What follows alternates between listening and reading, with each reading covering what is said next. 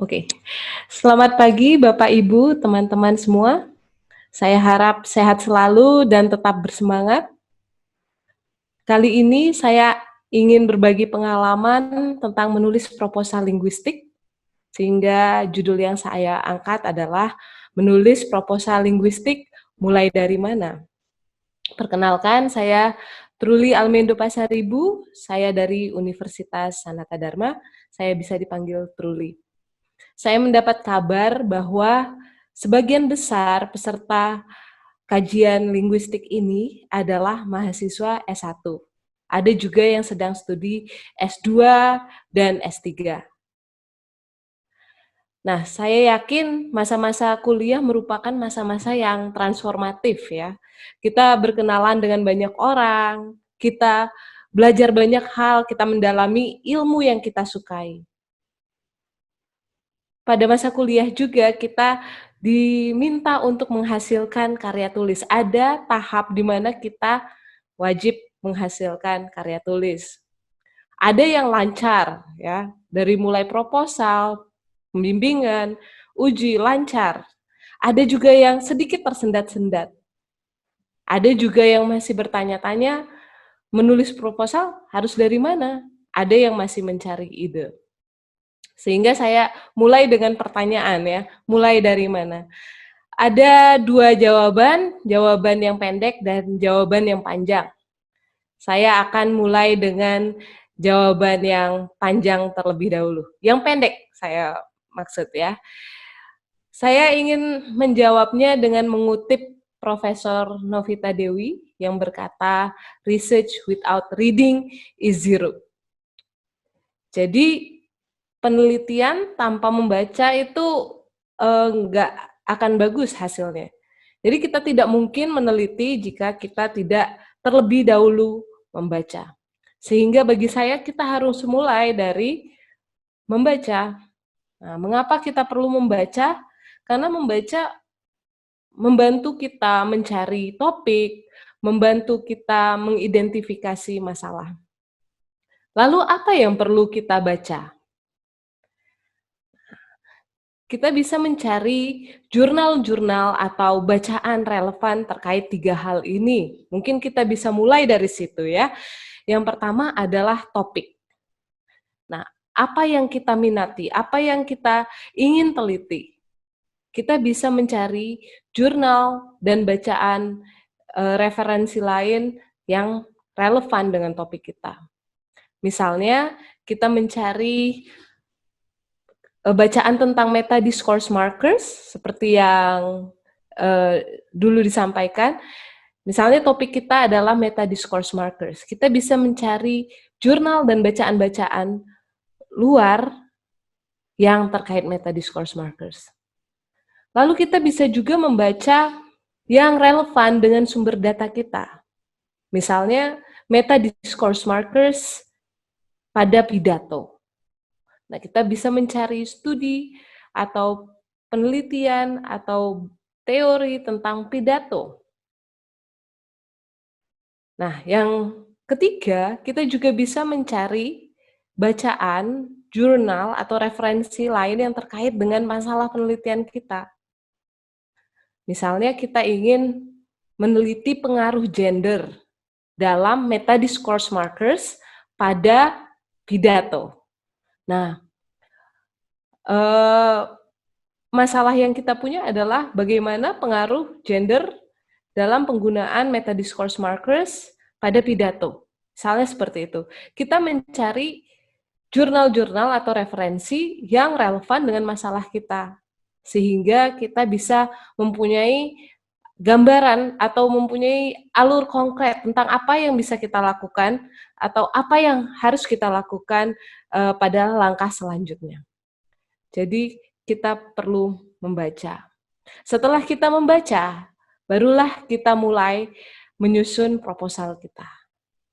Nah, bacaan sendiri bisa didapat dari internet. Sekarang banyak sekali jurnal atau bacaan yang dapat diakses dengan sangat mudah. Misalnya dengan ResearchGate. Teman-teman akademisi, kalau belum mempunyai akun di ResearchGate, saya sarankan untuk mendaftar di ResearchGate. Mengapa? Karena ResearchGate itu memungkinkan kita menghubungi peneliti dan juga mencari artikel-artikel yang relevan dengan penelitian kita.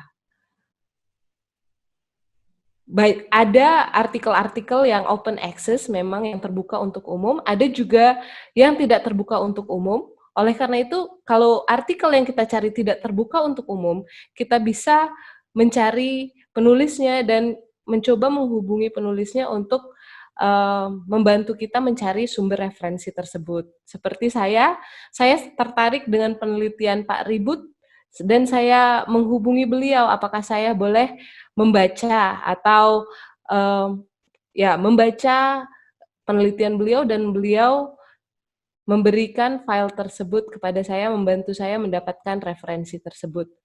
Nah, di sini kita bisa menjalin networking dengan peneliti-peneliti lain dan mendapatkan sumber-sumber bacaan terkait. Selain itu, ada juga Google Scholar yang bisa kita gunakan untuk mendownload artikel dan melihat keterkaitan antara satu artikel dan artikel lainnya. Jadi banyak sekali sumber bacaan yang ada di internet. Baik, selanjutnya kita mulai menulis. Ketika kita sudah mengumpulkan bacaan terkait topik kita bisa mulai menulis. Proposal biasanya terdiri dari berbagai macam format. Format di satu universitas bisa saja berbeda dengan format di universitas lain. Seperti saya dulu kuliah di UM S1-nya, format proposalnya berbeda dengan kuliah S2 saya di UGM, dan berbeda dengan format proposal saya di Universitas Sanata Dharma. Tetapi proposal pada umumnya memiliki 3 elemen penting ini. Yang pertama adalah pendahuluan, yang kedua tinjauan pustaka, dan metodologi. Mari kita mulai dengan pendahuluan. Bagian pendahuluan pada umumnya berisi tentang latar belakang masalah, rumusan masalah, dan manfaat penelitian. Saya rasa latar belakang ini sangat penting. Mengapa? Karena ketika kita membuat rasional, ketika kita menjabarkan konteks, kita menunjukkan minat kita menunjukkan motivasi kita menunjukkan seberapa urgent penelitian kita ini. Nah, sehingga bagian pendahuluan ini perlu dilakukan dengan sungguh-sungguh. Bagaimana kita mendeskripsikan konteks dari topik kita? Kita bisa menjawab beberapa pertanyaan ini. Seperti apa, siapa, di mana, kapan, dan bagaimana. Yang pertama, apa? Nah, misalnya kita ingin meneliti meta discourse markers, atau kita meneliti humor. Jadi kita menjelaskan apa itu. Lalu siapa? Siapa yang menjadi sumber data kita? Apakah pidato presiden, ataukah humor yang terdapat di internet, atau apa? Ya. Lalu di mana? Misalnya kalau kita ingin meneliti pidato presiden atau pidato pejabat, kita bisa menyebutkan di mana, apakah di Indonesia, lokasinya di mana, ataukah di luar negeri. Kita juga bisa menyebutkan kapan, karena waktu ini sangat penting ya. Misalnya inaugurasi berarti setelah pemilihan, setelah pemilu, seperti itu. Karena konteks di sini sangat penting. Lalu bagaimana adalah kerangka yang kita gunakan dan mengapa kita menggunakan kerangka tersebut. Jadi ketika teman-teman menulis paragraf tentang konteks yang diteliti, teman-teman bisa mulai dengan menjawab pertanyaan-pertanyaan ini. Lalu pertanyaan mengapa tersebut dijawab atau diuraikan di bagian rasional. Jadi teman-teman menyebutkan alasan logis, alasan sebab akibat misalnya, karena belum ada penelitian atau penelitian terkait ini, maka teman-teman meneliti ini. Lalu di sini juga disebutkan urgensi dan signifikansi dari penelitian teman-teman. Nah, mengapa perlu dilakukan? Apa manfaatnya bagi pembaca secara umum apa manfaatnya bagi bidang ilmu teman-teman, apa manfaatnya bagi afiliasi teman-teman. Lalu yang terakhir, yang bisa kita masukkan dalam latar belakang adalah celah penelitian. Nah, celah penelitian sendiri adalah hal yang belum disentuh oleh penelitian lain. Tidak perlu benar-benar baru seperti kata Pak Miftah tadi, tetapi bagaimana penelitian kita itu menawarkan kebaruan dari segi kerangka, dari segi metodologi, dari segi pemilihan sumber data. Jadi kita bisa menggunakan topik yang sama, tetapi kita melihatnya dari perspektif lain, misalnya seperti itu. Itu yang kita tawarkan kepada pembaca kita. Jadi latar belakang berisi keempat hal ini. Lalu rumusan masalah sendiri itu yang bagaimana, karakteristiknya seperti apa. Nah, di sini saya mengutip dari modul yang saya kembangkan untuk universitas terbuka, itu suitable, original, researchable, and significant. Suitable berarti sesuai dengan minat teman-teman.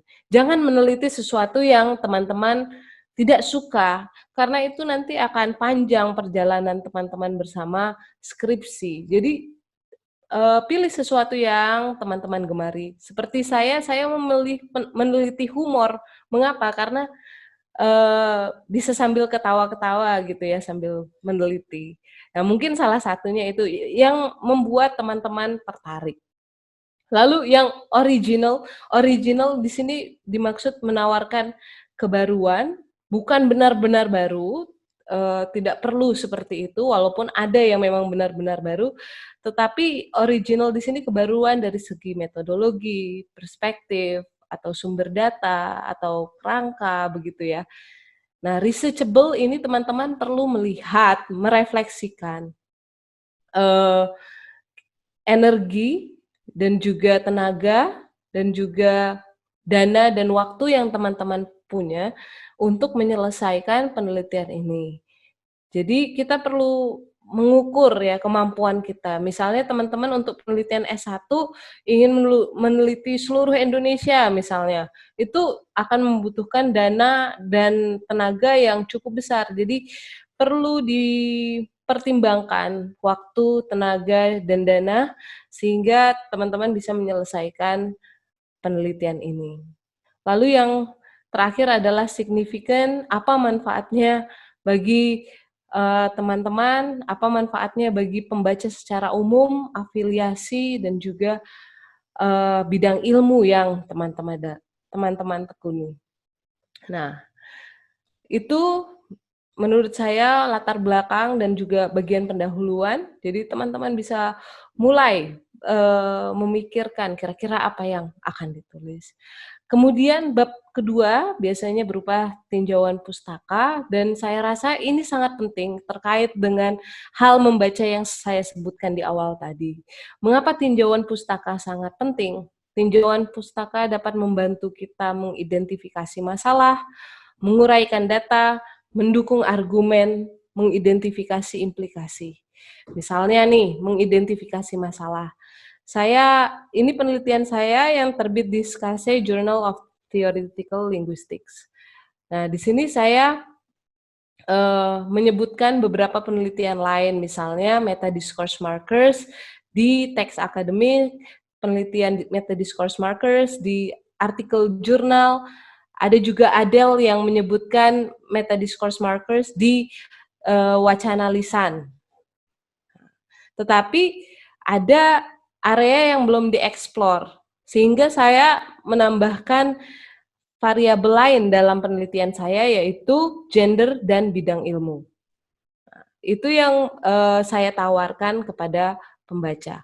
Jika saya tidak membaca sebelumnya, tidak meninjau pustaka lain sebelumnya, saya mungkin kesulitan membuat masalah penelitian saya. Lalu theoretical framework atau tinjauan pustaka itu membantu saya menguraikan data. Jadi saya menggunakan kategori yang dipakai misalnya oleh Highland. Teman-teman juga bisa mencari kategori yang dibentuk oleh linguis-linguis lain misalnya. Nah, dengan adanya ini saya bisa dengan konsisten dan juga dengan mudah untuk mengklasifikasikan data. Lalu mendukung argumen, ya. Di sini saya menjabarkan bagaimana penelitian lain itu mendukung argumen saya.